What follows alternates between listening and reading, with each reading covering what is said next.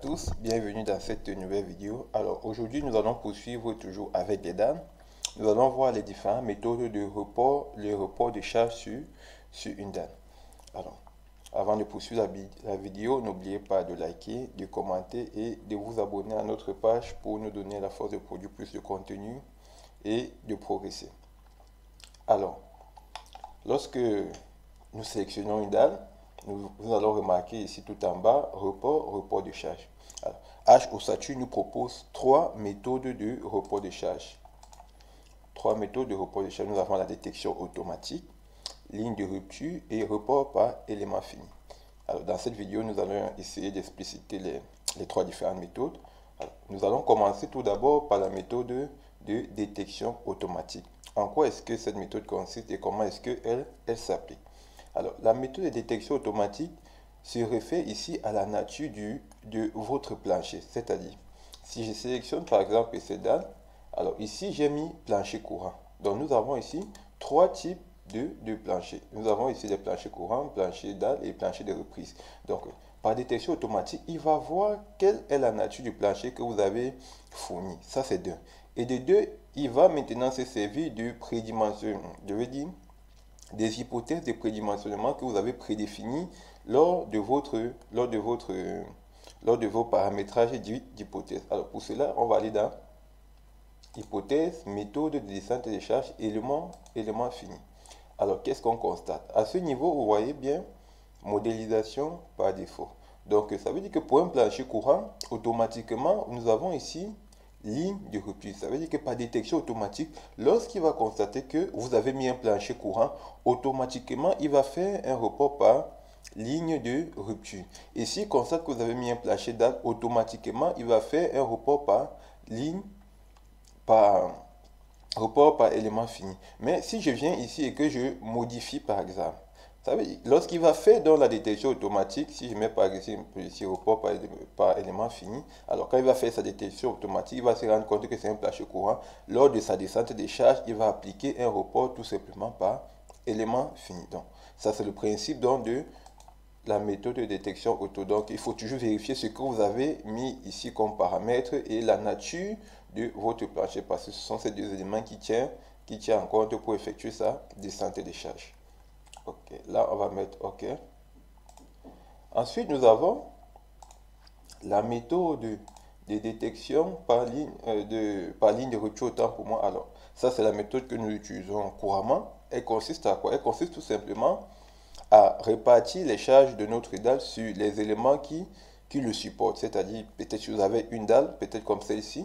Alors, ici, nous avons donc le sens de portée, qui nous indique que alors cette dalle, elle est portée par cette poutre qui se trouve là et par cette poutre. Donc, par ligne de rupture, il va tout simplement répartir donc les charges sur les différents éléments qui le supportent, tout simplement.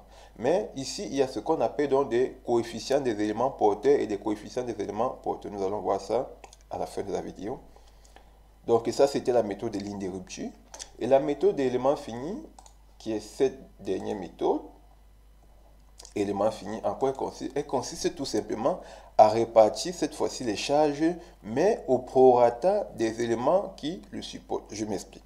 Ça veut dire, si vous avez une dalle, par exemple, qui est supportée par, peut-être, je vais dire, deux poutres, et que nous avons parmi les deux une poutre de section, par exemple, 20 par 40, une poutre de section 15 par 30. Alors, qu'est-ce que le report par élément fini va faire? Il va affecter la charge la plus importante à l'élément porteur le plus rigide. Alors, la rigidité dépend de quoi? La rigidité d'un élément dépend de ses dimensions. Pour une poutre, ça dépend de son B et de son H. Ça veut dire que plus la section de l'élément est importante, plus sa rigidité est importante et plus en report par élément fini, elle va porter plus de charges. Donc, c'est en quelque sorte ça le principe donc, de report par élément fini. Donc, maintenant, je vais revenir donc au coefficient des éléments porteurs ou non porteurs. Par exemple, si vous avez, je prends le cas, si vous avez par exemple un balcon, alors peut-être un balcon qui est porté juste par deux poutres à ses extrémités. Donc, vous devez imposer un certain, peut-être si vous voulez demander au logiciel que vous ne voulez uniquement que peut-être ces deux poutres portent la dalle. Qu'est-ce que vous faites? Donc vous allez sélectionner la dalle vous sélectionnez la dalle comme ceci. Alors là, vous avez ce qu'on appelle définition. Elle vous permet ici de définir les coefficients de chaque élément qui porte votre dalle. Donc vous allez venir la définition. Alors ici, là, ce côté représente cette partie. Ce côté-ci, c'est cette poutre ici. Et ce côté-ci, c'est celui-ci. Puis le 4, c'est celui-ci. Et là, vous avez donc ces coefficients. Alors, ici, le 1, ici, il a mis 0,10. Ça veut tout simplement dire qu'en fait, le 0,10 qu'il a mis pour le 1 signifie que cette poutre ici, en fait, elle est non porteuse. Mais il applique quand même un léger coefficient. Et pareil aussi pour la poutre 3. Cette poutre 3, c'est celle-ci, donc il applique aussi un coefficient. Et là, il a mis 10, il a mis 10%. Donc, 1, le coefficient 1, ça veut dire 10%. Ça veut dire que ces deux poutres ici portent totalement, en grande partie en réalité, notre dalle. Or, généralement, nous, on n'a pas besoin d'avoir ce petit coefficient-là parce qu'on le considère souvent 0. Donc, nous allons mettre dans ce coefficient égal à 0 pour toutes nos dalles. Qu'est-ce qu'on fait? Je vais donc fermer cela. Donc, je vais fermer.